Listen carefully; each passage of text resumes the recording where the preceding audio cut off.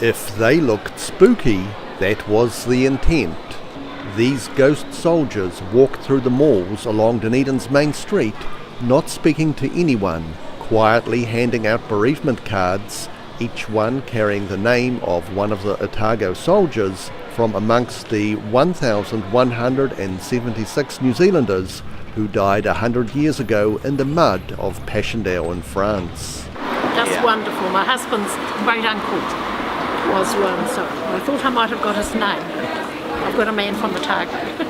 Organiser Lieutenant Colonel Amanda Jane Brosnan said the live-action tribute was inspired by experiences of bereaved families at the time.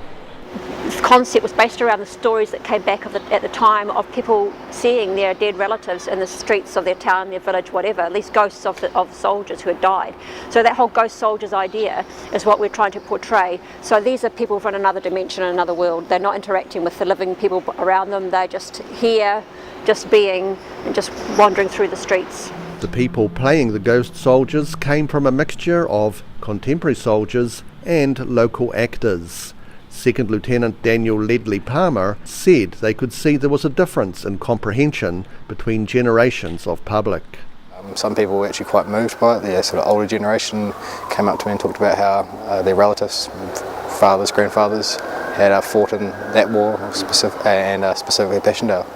And then there was sort of a naivety from some of the younger ones, so it was good to sort of introduce them to that kind of idea, especially since it's the 100th anniversary. Tapanui military historian Dr. Aaron Fox supplied the majority of the uniforms from his personal collection. Ledley Palmer did notice the rugged wool garments were different to modern clothes. It was a bit itchy, but it's raining out there, so it was a bit warmer than something else I could have worn. The Ghost Soldiers concept was inspired by a similar one held in Britain for those who died in the Somme.